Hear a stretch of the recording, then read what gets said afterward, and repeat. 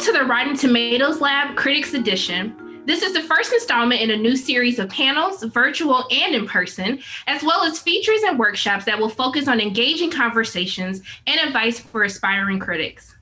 Breaking into the industry can be a complex process, and Rotten Tomatoes is proud to collaborate with experts in the field to provide guidance and tools for the next generation of critics. New installments in this series will publish quarterly on RottenTomatoes.com and be available under the Resources tab. I'm Sharronda Williams, producer and host of the YouTube channel Pair Weight, and our conversation today will focus on the ins and outs of self-publishing. We're so excited to have the following guests with us today. Eric Anderson is the founder and editor-in-chief of Awards Watch and a self-professed lover of all things Oscars. Robert Daniels is a freelance film critic who has written for RogerEbert.com, the New York Times, Vulture, and Polygon. He is also the founder of 812 Film Reviews. Lee Lai is the founder and editor-in-chief of Mediaversity Reviews, a publication that scores films and TV series on metrics of diversity. Kristen Lopez is the TV editor at IndieWire, as well as a disabled critic and essayist. Outside of IndieWire, her work has appeared in Variety, Forbes, and MTV. So when we get started, I want to ask all of the panelists a question today. Self-publishing plays an important role in giving aspiring critics a place to start, but there's still a stigma around reviewing on your own website. Why should people persist in creating their own platform despite industry bias? And Robert, I'll kick it off to you first. Knew you were going to come to me first. Well, at least I would say, I think one of the great things about when I first started self-publishing was the ability to experiment, right? You're first starting out, experiment with your writing, experiment with your voice. And then also self-publishing gives you the opportunity to write about what you want to write about, right? If you start publishing for a larger site, then you're basically on assignment a lot.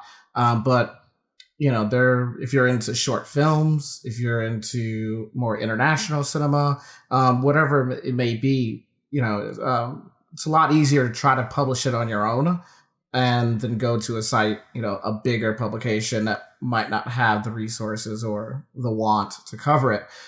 So being able to self-publish really just gives you the chance to explore what you want to explore, whether it's yourself or the works that you want to go over.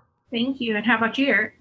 I would say, rather than in spite of the industry, do it because of the industry itself.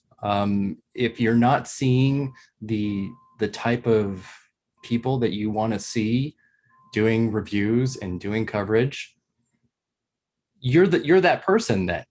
If you're looking around for somebody else to do it, look at yourself. You are that person to do it.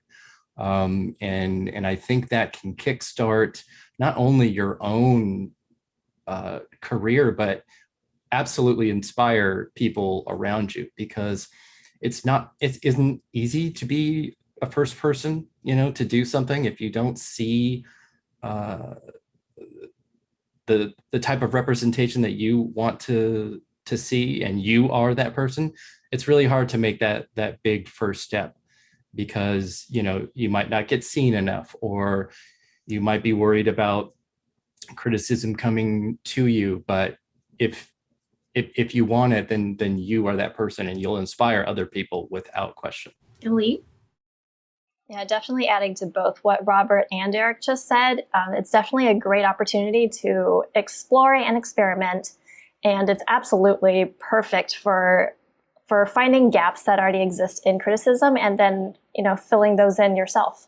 That's definitely why I even started in the first place. My background's not as a writer, so I really only got into it purely because I felt like there was something missing, and I looked around and I wanted someone else to do it, and nobody else was doing it. So I think that's a great reason to start your own website, is just to be able to plug the gaps that are in the industry.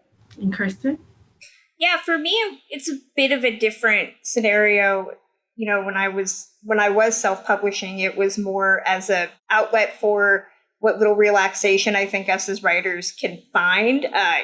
So often we're assigned things to write about, or are trying to capitalize on the same things that everybody else is writing about. So for me, when I was running my own website, it was because I wanted to talk about movies that I wasn't being forced to talk about. So I talked about classic film, it was something that I watched a lot of in my free time and noticed that a lot of people weren't talking about it.